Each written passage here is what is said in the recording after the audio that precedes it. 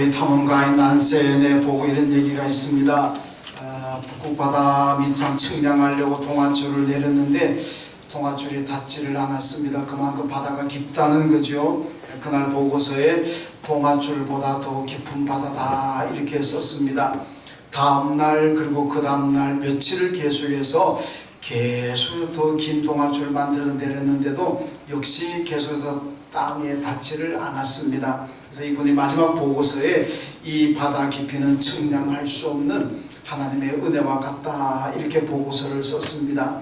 여러분, 우리가 이 측량할 수 없는 하나님의 은혜로 구원받았고 하나님의 자녀가 되었고 천국 백성이 되었습니다. 그렇다면 우리가 이 하나님의 은혜를 늘 기억하고 또 감사해야 되고 은혜 받은 자답게 보답하며 살아야 됩니다. 은혜를 잊어버리고 은혜를 기억하지 못하고 은혜 보답하는 삶을 살지 못한다면 그것은 성도의 삶이 아니라는 겁니다.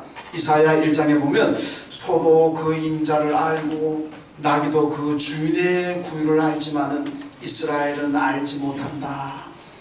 여러분, 이사야 시대가 백성들이 타락해서 하나님을 버리고 우상을 숭배하고 하나님을 제대로 섬기지 않았다는 겁니다. 소도 그 임자의 은혜를 알고 나귀도 그 임자의 은혜를 아는데 정작 이스라엘 백성들은 그 하나님의 은혜를 잊어버리고 산다. 이 배은망덕한 삶을 산다. 그 패역한 백성이라 그렇게 말씀하고 있습니다.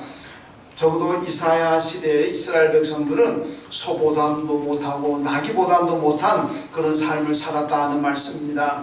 여러분, 은혜를 잘 알고 은혜를 기억하며 살아야 됩니다. 사람들이 그러잖아요. 잘 잊어버리면 뭐라 그럽니까? 새대가리 같다, 까마귀 고기 먹었나, 뭐 이렇게 얘기하잖아요.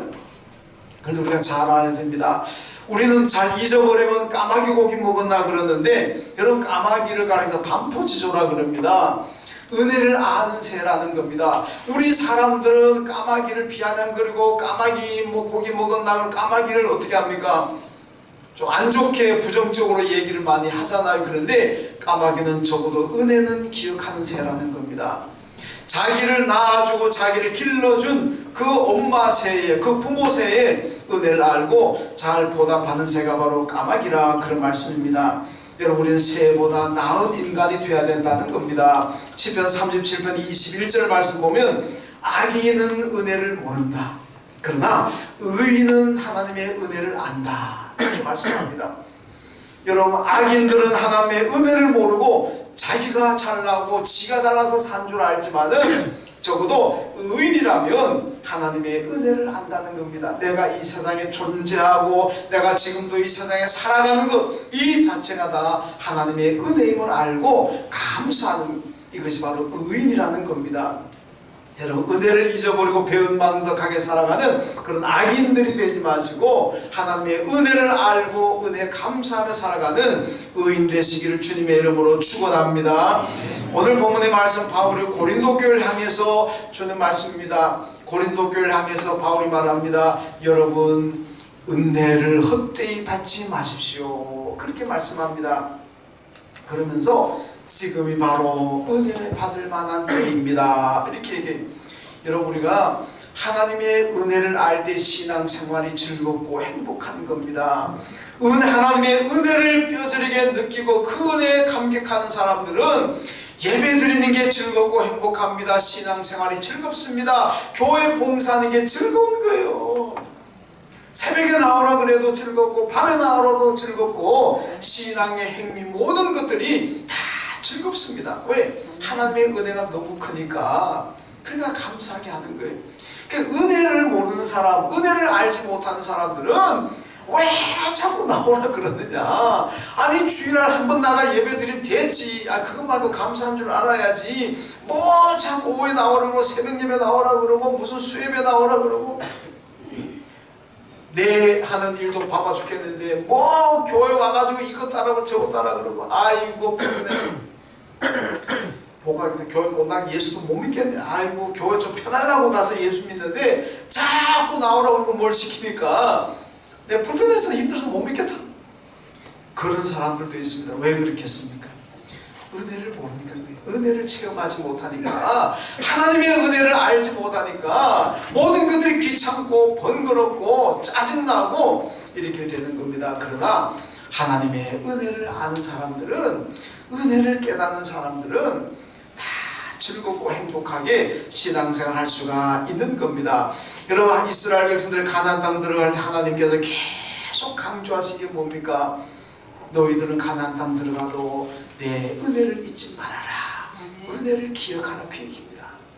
가나안 땅 들어가서 많은 도전을 받게 될 것이고 힘들 텐데 하나님의 은혜를 잊어버린다면 그건 하나님 못 섬긴다는 겁니다. 그러나 하나님의 은혜를 가나안 땅 들어가서 기억하게 되면 가나안 땅의 모든 삶이 행복하고 하나님을 섬기는 일이 즐거울 수가 있다는 말씀입니다. 여러분, 오늘 말씀 은혜를 헛되이 받지 말라, 그렇게 말씀합니다. 은혜를 헛되이 받지 않아야 됩니다. 은혜를 헛되이 받지 않는 것이 무엇이겠습니까? 여러분, 은혜를 헛되이 받지 않는 것은요, 먼저 우리가 예배를 잘 드리는 겁니다. 예배를 잘 드리는 것이 은혜를 헛되이 받지 않는 삶입니다. 예배는 히브리어로 아바드라 그럽니다. 이 아바드라는 말의 뜻은 섬기다는 뜻입니다. 그러므로 예배를 왜 드리느냐? 섬김의 가장 중요하고 섬김의 최고의 건 뭐냐? 예배입니다. 여러분, 우리는 하나님을 섬긴다 그러잖아요. 교회를 섬긴다 그러잖아요. 섬기는 사람에게 가장 중요한 게 뭐냐? 최고의 가치가 뭐냐? 그게 예배라는 겁니다. 여러분, 그래서요, 하나님의 은혜와 축복을 받은 성도들이 해야 할 가장 중요하고 가장 첫 번째는 바로 예배를 잘 드리는 겁니다. 예배를 잘 드려야 돼요.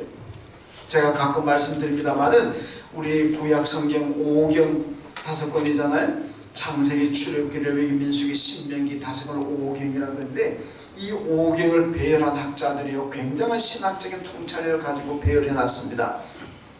어떤 거냐? 여러분, 창세기 주제가 뭡니까? 인간의 타락이고 인간의 범죄입니다. 타락한 인간이 에덴 동산에서 쫓겨나고 추방당했습니다. 하나님과 원수가 되었습니다. 멸망받을 자식이 되었습니다. 이런 쫓겨나고 멸망받을 자식에게 가장 중요한 게 뭐겠습니까? 구원 아니겠습니까?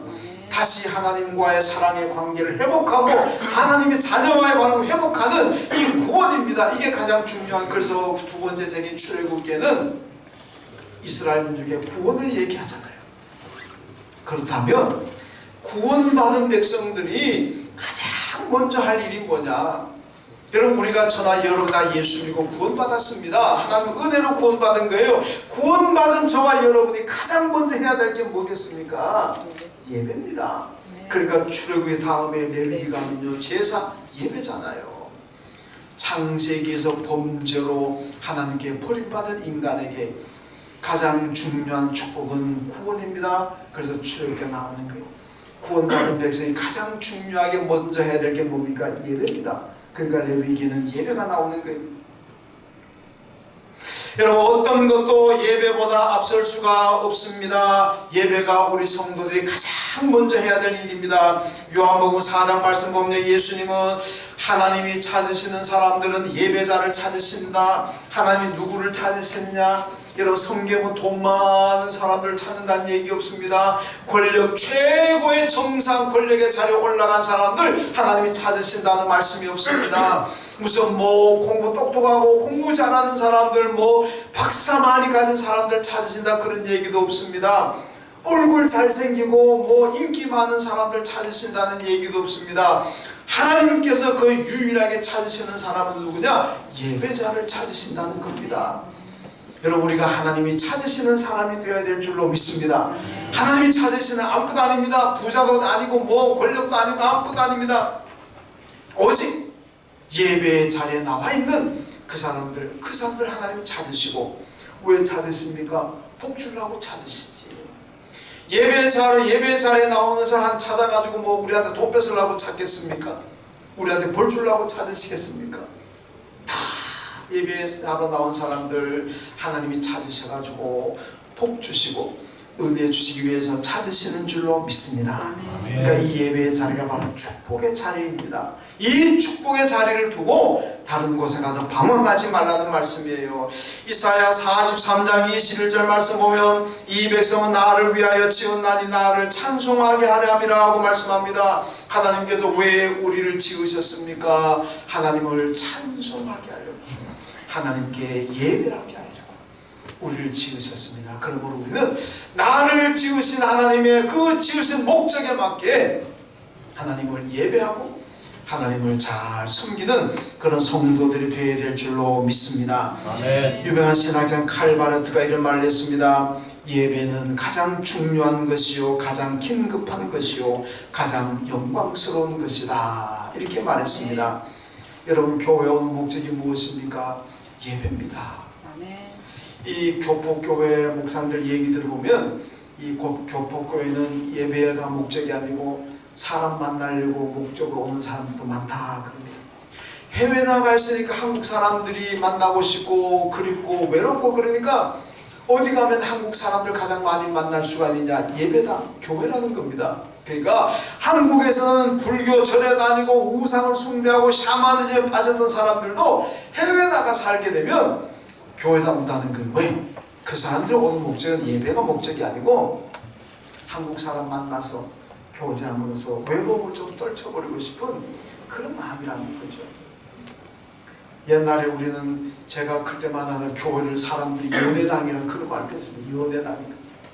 왜냐, 교회에서 만나가지고 결혼하니까 연애당이라는 그렇게 비아냥 그랬습니다. 그때는 정말 처녀 총각들이 예배 드리려고 오는 목적이 아니라 정말 좋은 총각신랑감 만나고 좋은 신부감 만나려고 교회 오는 사람도 뭐 있었습니다. 실제로 저도 그걸 봤습니다. 그러다가 나중에 교인 되기도 하고 그랬습니다만은, 근데 제가 청년부를 한 20년 지도해봤잖아요. 20년 지도해보고 제가 내린 결론이 뭔지 압니까? 결혼은 같은 교회 사는 게 제일 좋다는 거예요. 제가 청년부 지도하던 아이들 중에 이제 뭐 50 넘은 아이들도 있고 한데 그 교회에서 결혼한 아이들 수십 명 커플을 제가 봤습니다. 전에 있던 교회에서는요, 수십 명이 그 교회에서 커플 나왔어요. 근데 한 가정도 헤어지지 않고 지금까지 잘 살고 있어요. 근데 교회 안에서 아니고 교회 밖에 만나가지고 결혼한 가정들 가운데서는 갈라지는 가정 여러 가정 봤습니다. 그래서 제가 내린 결론은 교회 안에 사는 것이 가장 안정되고 가장 잘 사는구나. 참고로 하십시오. 제가 청년부 지도하고 느낀 결론은 그겁니다. 자, 그건 지나간 얘기고, 여러분, 교회는 우리가 예배를 목적으로 위해서 나와야 됩니다. 물론 처음에 초신자들의 그게 목적이 아니게 나올 수도 있습니다만은 신앙이 들어가고 성령이 역사하시면 교회는 목적이 예배가 되는 겁니다. 여러분, 교회는 언제나 예배를 잘 드려야 됩니다. 그러므로 예배 시간에 다른 것에 대해서는 안 됩니다. 예배 시간에 어디서 모임 가고 예배 참석 안 하고 이런 건 안 됩니다. 여러분, 예배 시간은 철저하게 와서 하나님 앞에 예배 드려야 됩니다. 아멘. 기독교 유명한 박멸 운동가인 프랑스의 볼테르라는 사람이요, 어떤 기자가 질문했습니다. 당신이 교회 기독교 박멸 운동가인데 기독교를 박멸하고 이 땅에서 없앨 수 있는 가장 좋은 방법이 뭡니까? 그렇게 질문을 했어요. 그런데 볼테르가 가장 중요하고 가장 비법은 예배를 못 드리게 하는 겁니다. 예배를 못 드리게 하면 됩니다. 기독교는 없어집니다. 이 말을 반대로 한번 보겠습니까? 예배 잘 드리면 기독교는 없어지지 않습니다. 예배 잘 드리면 내 신앙은 항상 성장하고 이 신앙은 하나님께 인정받는 신앙이 될 줄로 믿습니다. 여러분, 사탄이요, 우리한테 가장 유혹하는 건 예배를 못 드리게 하는 거예요. 주일날 교회 나오려고 하는데 딱 한 대 전화 와가지고 어떤 친구가, 야, 오늘 우리 나하고 점심 먹자, 내가 멋있는 점심 하나 사줄게. 그러면 또 아이 그래, 주일 1년 52주인데 그거 한두 번 빠진다고 뭐 일이 있나? 빠지죠. 교회를 어떤 친구가 전화해가지고 오늘 내가 한 잔 멋있는 한 잔 살게, 우리 오랜만에 한 잔 하자. 그럼 또 그것도 솔깃해가지고 그래, 한 잔 하지 뭐. 좌우지간으로 우리를 주일날 예배 못 드리게 하는, 방해하는 이 사탄의 세력이 참 많습니다. 그걸 이겨내야 예배를 잘 드리는 거예요. 여러분, 한 번 빠지면 두 번 빠지게 되고, 두 번 빠지면 세 번 빠지게 되고, 세 번 빠지면 네 번 빠지게 되는 거예요. 그러니까 우리 속담에 바늘 도둑이 수도둑 된다 그러잖아요. 누가 처음부터 수도둑 합니까? 누가 처음부터 한 달을 빠지고 1년을 빠집니까? 처음에는요, 한 주간 빠지는 거예요. 그게 빠져보니까 또 재미있거든. 안 오고 어디 가니까 재미 좋거든요. 바늘 도둑 한번 해보니까 괜찮거든. 그 다음에 양말 하나 훔치고 그것도 괜찮네. 그 다음 장갑 하나 훔치고 그러다 보면 소도둑까지 가는 겁니다. 그러니까 이것을 처음부터 잘라야 되면 처음부터 내가 예배 드리는데 방해하고 유혹하는 것은 그 어떤 것이라도 잘라내고 여러분 예배 드려야 됩니다. 그래야 내 신앙이 온전하게 유지가 될 수가 있고, 이런 예배를 잘 드리는 분들이 은혜를 헛되이 받지 않는 그런 복된 성도가 될 줄로 믿습니다. 그 다음에 두 번째는요, 하나 되는 것이 은혜를 헛되이 받지 않는 거라고 말씀합니다. 여러분 잘 하나 돼야 됩니다. 고린도전서 1장 12절 말씀은 고린도 교회 안에 여러 파벌이 생겨났습니다. 나는 아볼로 팝니다. 나는 바울 팝니다. 나는 게바 베드로 팝니다. 나는 예수 팝니다. 파벌이 생겨가지고 서로 분열해가지고 다투고 싸우고 야단납니다. 그러니까 하나 되지 못하잖아요. 하나 되지 못합니다. 하나 되지 못하는 건 은혜를 헛되이 받는 겁니다. 고린도전서 11장 애찬의 문제가 나옵니다. 초대교회는, 여러분 우리는 지금 예배드리고 나면 지하 식당 내려가시면 오늘 주방 담당하시는 분들이 점심을 맛있게 놨을 겁니다. 점심 다 드시고 가십시오. 근데 초대교회는요, 교회에서 점심을 준비하는 거 아니라 개인들이, 고린도 교회 보니까 개인들이 집에서 도시락을 싸웁니다. 그래서 예배 끝나고 도시락을 먹습니다.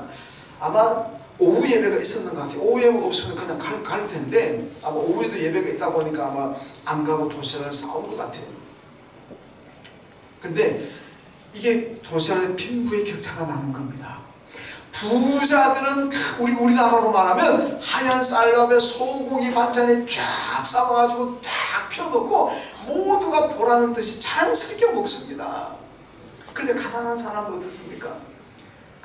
보리밥, 시커먼 보리밥 싸와가지고 김치 하나 가지고 된장 하나 가지고 와가지고 이 창피해서 안 되잖아. 남들 보고 창피하게 한쪽 구석에 처박혀가지고 그것도 빨리 먹어. 왜? 남들 보고 빨리 먹는 거예요. 부자들이 흰쌀밥 가지고 온 사람들은 오래오래 먹는데 가난한 사람은 빨리 먹는 거예요. 바울이 이걸 보면서 그렇게 집에서 먹고 와라. 왜 교회 안에서 이렇게 빈부격차를 만들어가지고 이렇게 갈라놓는, 이게 배려가 없다. 부자들이 가난한 사람들은 배려가 없다는 겁니다. 그러니까 교회가 어떻게 하나 되겠습니까? 배려를 하지 않는데. 여러분 저는요, 이 말씀 읽을 때마다 저는 이거 절감합니다. 저는 이해하고 남습니다. 여러분 제가 초등학교 다니고 중학교 처음 다닐 때 1, 2학년까지인가? 그때는요, 저는 도시락에 맨날 꽁독보리밥을 해요. 완전 보리밥을 꽁독보리밥을 하는데 이 보리밥 싸갔습니다. 그것도 시컷 먹을 수 없어가지고요, 그것마저도 시컷 못 먹었습니다. 저희 부모님 와 계신데 대단히 죄송합니다. 하필 오늘 오셔가지고 부모님 원망하는 건 아니니까 꽁독보리밥에 싸가지요, 김치 아니면 고추장도 잘 못 싸갑니다. 그럼 비싸니까 된장 싸갑니다. 그럼 점심시간 되면요, 이 부잣집 아이들은요, 하얀 쌀밥에다가 뭐 소고기 뭐 메레치 볶은 거, 그게 굉장히 고급입니다. 그러니까 이게 얼마나 자랑스럽게 놓고 먹습니까? 저는요, 그게 점심에 너무 배는 고픈데 너무 창피한 거예요. 그러니까 옛날 우리 학교 책상 보면 밑에 이렇게 들어가는 게 있잖아요. 옛날에는 그거 넣고 그냥 고기 푹 쳐갖고 막 빨리 먹는 게 누가 볼까봐. 그 점심시간이 괴로운 거예요. 안 먹을 수도 없고, 먹으려고 그러니까 보령 내놓고 먹는 게 너무 창피하고. 그런데 제가 지금도 참 감사한 거는, 그때 아이 하나가 있는데, 친구 아이가 하나 있는데, 이 아이는 부잣집입니다. 그런데 저한테 와가지고요, 밥 좀 달라 그래요. 반찬 좀 달라 그래요. 그 아이는 가난해가지고 먹을 게 없어가 나한테 와서 그런 거 아니에요. 나를 배려하는 거예요. 그러니까 그 아이가 난 너무 고마운 거예요. 딴 사람들은 내 밥 쳐다보지도 않았는데 이 아이는 와가지고, 야 맛있겠다, 좀 주라. 지네 집 쌀밥 싸우는 아이인데, 그러면서 내 쌀밥 나한테 조금 주고, 그치는 버리면 내 것 좀 가져가서 먹고 반찬도 내 거 좀 주고 그게 배려잖아요. 그 아이가 너무 고마운 거예요. 정말 멋있는 아이인데 지금 나는 뭐 어디 간지 모르겠습니다만 저는요 이 부분요 이 고려 11장 골독이면 너무너무 이해를 합니다. 그렇게 한쪽 구석에 처박혀가 먹는 그 교인들의 심정이 어떻겠습니까? 그걸 배려를 해야 되는데 배려를 하지 않는 거예요. 그러니까 바울이 그렇게 하려면 집에서 다 먹고 와라. 도저히 싸우지 말아라. 그러는 겁니다. 여러분 하나 되어야 되는데 하나 되려면 배려가 있어야 되는 거예요. 배려하지 않고 내가 잘났다고 내가 부자라고 자기만 그냥 과시하려고 하면 절대로 배려가 되지 하나가 될 수가 없다는 겁니다. 이게 은혜를 헛되이 받는 거죠. 요한복음 17장에 보면 예수님께서요 성전하기 전에 중요한 기도 제목이 나옵니다. 그 기도 제목이 뭔지 압니까? 하나님 이 땅에 있는 모든 성도들이 하나가 되게 해주십시오. 이 땅의 모든 교회가 하나가 되게 해주십시오. 이 제자들의 공동체가 다 하나가 되게 해주십시오. 그 기도입니다. 왜? 앞으로 예수님이 승천하시고 나면은 환난과 박해 유혹이 휘몰아칩니다. 이런 가운데서 교회가 하나 되지 못하고 성도가 하나 되지 못하고 제자들의 공동체가 하나 되지 못하면 어떻게 되겠습니까? 다 망가집니다. 교회가 무너집니다. 능력이 없습니다. 다 패배자가 됩니다. 그래서 하나 되게 해달라고 기도하셨던 겁니다. 에베소서 4장 3절에 성령이 하나 되게 하신 것을 힘써 지키라 하고 말씀합니다. 고린도후서 5장 18절에도 하나님이 그리스도로 말미암아 우리를 자기와 화목하게 하시고 또 우리에게 화목하게 하는 직책을 주셨다 그렇게 말씀하고 있습니다. 여러분은 예수님께서 하나님과 우리와의 관계를 화목시키는 화목제물이 되셨다고 말씀하셨습니다. 그러므로 우리 보고도 화목을 위해서 힘쓰고 애써라 노력하라 그렇게 말씀하고 있습니다. 여러분 화목이라는 것은 하나 될 때 화목할 수가 있고 하나님의 은혜를 알 때 화목할 수가 있고 하나 될 수가 있는 겁니다. 여러분 지난 주간에 포항 기쁨의 교회에서 우리 교단 총회가 열렸습니다. 뭐 보니까 딴 거는 뭐 다 관심 없는 것 같고 세상에도 관심을 많이 가지는 것이 명성교회 문제였습니다. 이 명성교회 문제를 이제 총회에서 논의하는 시간이 되니까 야 어디서 알고 왔는지 하여튼 이 방송사들은 하여튼 뭐 정보가 많겠습니다만은 딱 압니다. 어느 시간대 가지고 이 문제를 다룬다는 걸 아니까 뭐 교단 교회뿐만 아니라 일반 방송사 카메라 기자들 뭐 엄청 왔었더라고요. 그들이 대해서 토론을 시작합니다. 경론이 있죠. 핏대를 올리고 반대하고 또 한쪽에 핏대를 올리고 찬성하고 이게 덕이 안 되잖아요. 이 교회 목사 장로가 모여가지고 그래서 총회장이 제안을 했습니다. 여러분 우리끼리 토론하는 게 어떻겠습니까? 방송사들 다 내보내고 카메라 기자 다 내보내고 우리끼리 토론해가지고 결과물을 보도문으로 주면 어떻겠습니까? 그러니까 총대들이 만장일치로 좋습니다. 다 나갔어요. 우리 교단 기관지인 기도 공보 기자만 남겨두고 다른 뭐 일반 방송사들 쫙 다 나갔습니다. 그리고 토론 시작하는 거예요. 그러니까 그냥 세습이니까 안 된다 그 하는 쪽 이제 어떻게 하겠느냐 빨리 매듭 짓자. 그런 가운데서 어떤 그 서울 관악노인 목사님 한 분이 딱 발언권을 얻어 발언합니다. 그분이 자기 교회 얘기를 하더라고요. 총대 여러분, 우리 교회가 1,500명이 모였더랬습니다. 그런데 교회에 분란이 나가지고 법으로 문제를 해결했습니다. 법으로 하면 다 될 줄 알고 법으로 문제를 해결하고 법으로 해결했습니다. 해결하고 보니까 우리 교인이 100명도 안 남았습니다. 1,500명 교인이 100명도 안 남고 법으로 하다 보니까 100명도 안 남고 교회 다 망가지고 저도 목회에 지금 위기가 왔습니다. 교회가 지금 부도나기 전에 문 닫게 생겼습니다. 그분이 눈물 울며 솟아낸 거예요. 여러분 저도 옛날에 법 좋아했습니다. 법대로 하면 될 줄 알았는데 우리 교단 몇몇 교회를 그분이 얘기하면서 법으로 해결해가지고 된 게 뭐 있습니까? 교인 다 떠나고 교회 지금 문 닫게 생겼는데 그러면서 그분이 얘기합니다. 여러분 사회는 법이 최고의 가치겠지만 교회는 법의 가치보다도 우선되는 것이 그리스도의 사랑이고 용서고 화해입니다. 불쌍히 여기고 긍휼히 여기는 이 마음이 교회는 법보다도 우선되어야 될 곳입니다. 그분이 눈물로 호소하니까요. 총대들이 다 눈물을 흘리더라고요. 저도 울고 가더라고요. 그러면서 그분이 가요마다 현장에 잡힌 여인 얘기를 합니다. 여러분 가늠하다 현장에 잡힌 여인은 법대로 하면 그 여인은 돌에 맞아 죽어야 됐습니다. 그런데 예수님은 그 여인을 용서했고 살렸고, 돌을 들고 그 여인을 때려 죽이려고 하던 사람들도 돌 놓고 다 돌아갔습니다.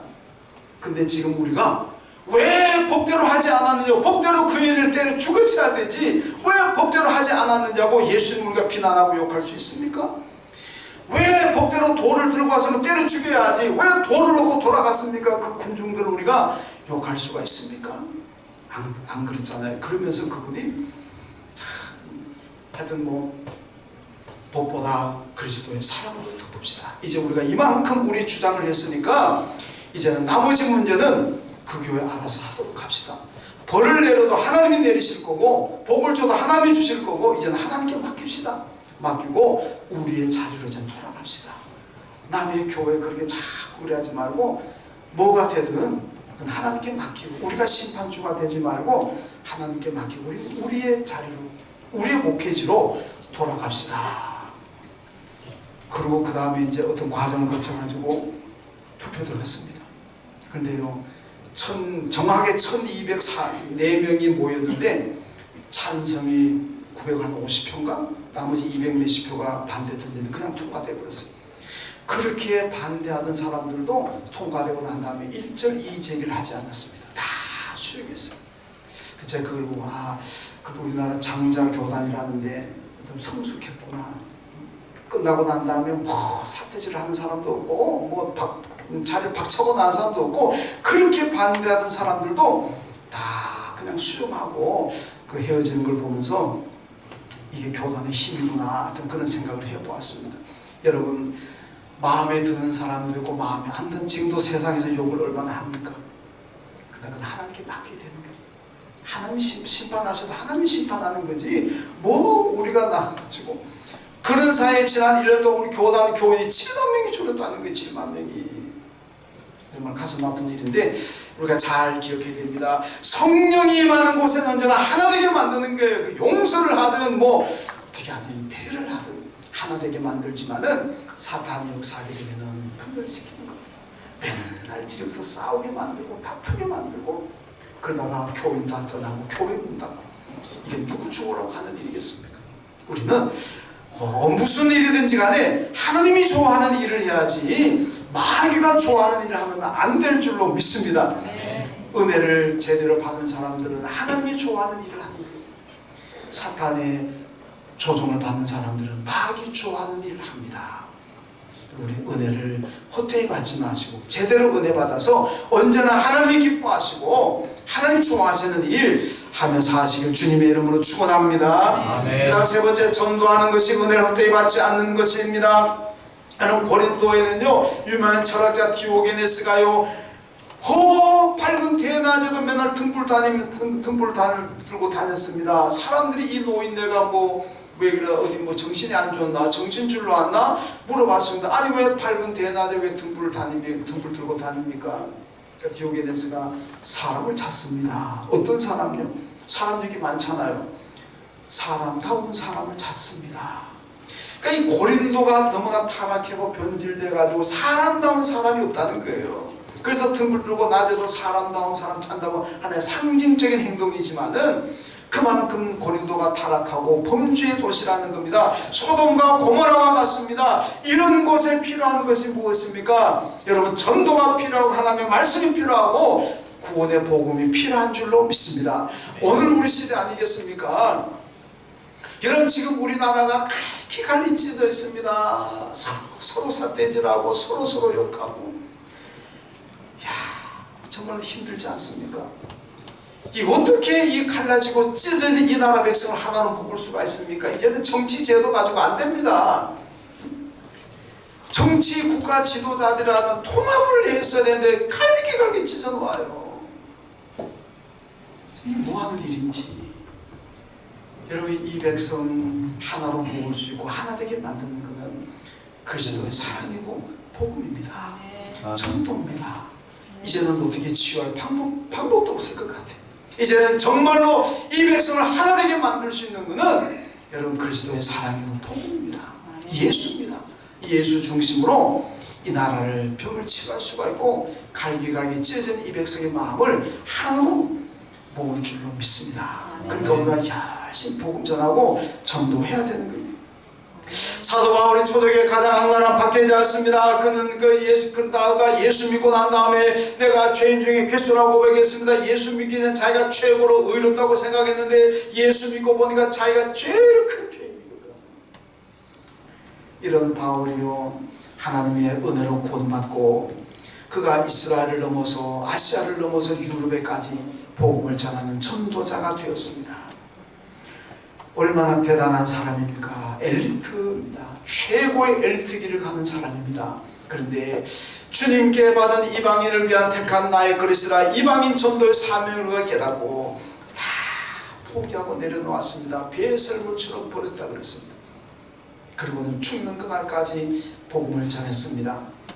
이게 바로 은혜 받은 자의 모습 아니겠습니까?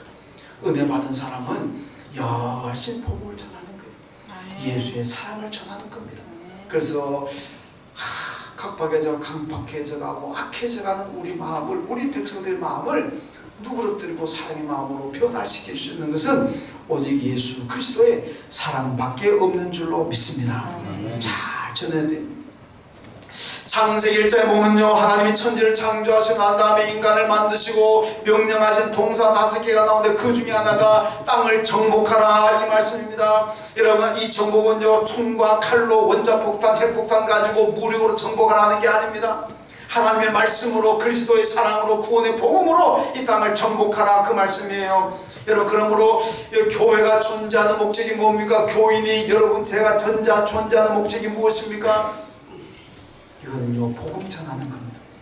교회가 복음을 전하지 않고 성도가 복음을 전하지 않는다면 그 존재 이유를 상실한 겁니다. 복음 전하기 위해서 교회를 세웠습니다. 복음 전하게 하기 위해 우리를 부르셨습니다. 이게 우리 주신 사명, 이 사명을 잘 감당해야 됩니다. 여러분, 중세 십자군 전쟁이 일어났잖아요. 십자군 전쟁이 200년 동안에 일어났습니다.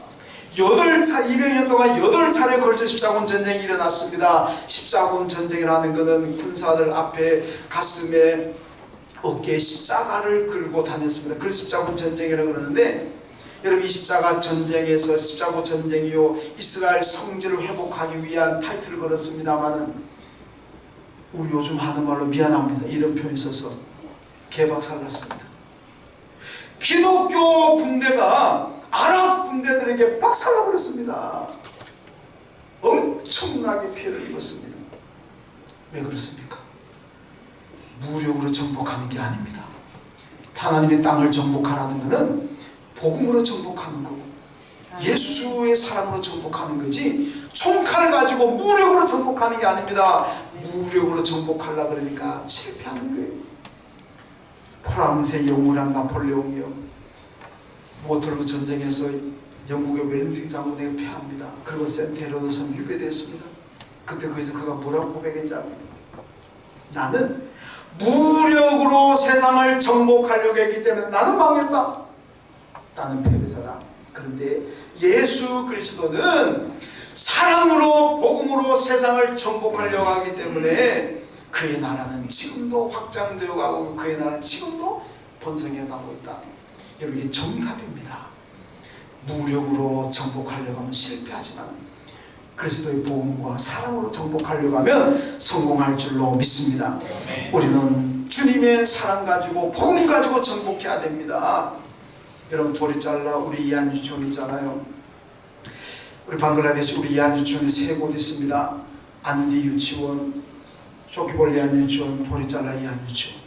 안디하고 이 쇼키볼은 원래 우리가 세운 건 아닙니다. 다른 교회에서 세워서 운영하다가 운영단에 부딪혀가지고 우리 교회가 그냥 인수한 겁니다. 그래서 유치원 이름도 바꿔줬어요. 안디 이안 유치원, 쇼키볼 이안 유치원. 우리가 인수하고 난 다음에 금년도 우리가 다 그 성교비 보내가지고 교사들 월급 주고 아이들 다 지금 하고 키워하고 있습니다. 근데 도리잘라 유치원은 우리 교회가 100% 했습니다. 100% 우리 교회가 시설 건물 짓고 그 다음에 교사들을 계속 매월마다 지금 페이 나가고 있고 운영하고 있습니다. 지난 2월달에 우리 교인들하고 제가 같이 도리잘라 유치원 가가지고 우리 개원식을 하는데 건물지에서 개원식을 합니다. 그 마을이 힌두교 마을인데 이 추장도 나왔고 부추장도 나왔고 그리고 마을 사람들 다 나왔습니다. 원래 도리잘라 유치원 세우게 된 배경이 우리가 먼저 세우려고 한 게 아닙니다. 그쪽에는 추장이 선교사는 찾아와 먼 거리인데도 불구하고 선교사는 찾아와가지고 우리 마을에도 유치원 세워달라고 그래서 선교사는 저한테 얘기하길래 제가 가봤어요. 그러니까 직접 추장 만나보고 했는데 이건 세워야 되겠다 싶어가지고 우리 교회 얘기해가지고 이제 세웠고 금년 2월달에 가서 개원 예배 드린 겁니다. 그때 추장이 나와가지고 인사를 하는 거예요. 여러분 감사합니다. 이분이 눈물로 울면서 고맙다. 우리 마을에 이 유치원 세워줘서 너무 감사합니다. 제가 그 세울 때 확인했거든요. 우리가 유치원 세우면 여기서 예배드리고 아이들한테 성경 가르칩니다. 그래도 됩니까? 얼마나 좋다. 그래서 세웠어요. 금년 2월달에 갔을 때 아이가 13명이라 그러더라고요. 지원 아이가 13명인데 지난주에 선교사님 저한테 영상도 보내왔고 문자가 왔는데 지금 25명은 늘었대요. 25명. 그리고 그 힌두교 마을인데도 이제 거기 마을에서 선교사님한테 와가지고 우리도 예배드리고 싶다. 주일날 어른들 예배드리게 해달라. 그 강력 요청해가지고 지난주부터 예배드리기 시작했어요. 조금 전에 제가 영상 보여드릴게요. 이제 온 동네 사람들 와서 예배드립니다. 얼마나 감사한 일입니까? 이제 우리가 하나 목표가 더 있다면요. 그 도리잘라에 초등학교를 세우는 겁니다. 왜냐하면 이 유치원 아이들이 졸업하고 초등학교 올라가면 이제 성경도 못 배우고 예배도 못 드는 그러면 유치원에서 성경 예배를 다 잊어버리잖아요. 초등학교를 우리가 세워야 됩니다. 그래서 초등학교까지 성경 가르치고 예배 드리게 만들어야 돼요. 그러고 난 다음에 중학교는 어디로 가느냐? 쇼키볼 보배로운 교회에서 세운 중고등학교가 있습니다. 거기 기숙사가 있어요. 그러면 이 아이 도리잘라 초등학교 졸업한 아이들을 쇼키볼에 있는 보배로운 중고등학교로 오면은 거기서 기숙사 생활을 합니다. 그게 통화는 안 되니까. 그러면은 유치원, 초등학교, 보배 중학교, 보배 고등학교에서 12년도 넘잖아요. 이 기간 동안에 성경 배우고 예배드리게 하면 그냥 계속 하는 거 아니겠습니까? 그래서 우리가 그쪽하고 초등학교 설립 문제 가지고 뭐 돈 많이 드는 거 아닙니다. 그거 뭘 가져도 초등학교 할 수 있어요. 그래서 지금 하고 있는데 여러분 그 도리잘라 초등학교 세워지도록 여러분 많이 기도해 주십시오. 그래서 그 초등학교까지 교육해가지고 보배 중고등학교를 보내면 여기서 기숙사 생활하면서 잘 가르칩니다. 여러분 이걸 우선 우리 영상 하나 보겠습니다. 제가 선교사님 보낸 도리잘라 주 예배 광경 영상 뭐 다는 못 보여드리고 기도한 장면 참 보겠습니다.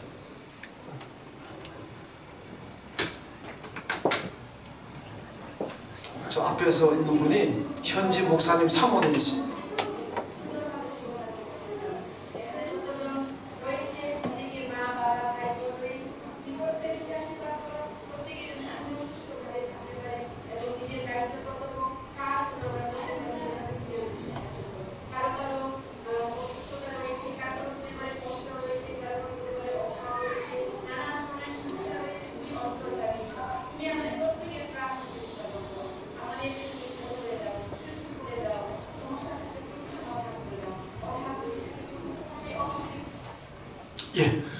기도하는 장면 보여드릴게요. 저게 우리 도리잘라 유치원이고 저 안에서 평일에는 아이들이 활동하고 주일에 이제 예배드리게 되었다 그런 소식이 전해왔습니다.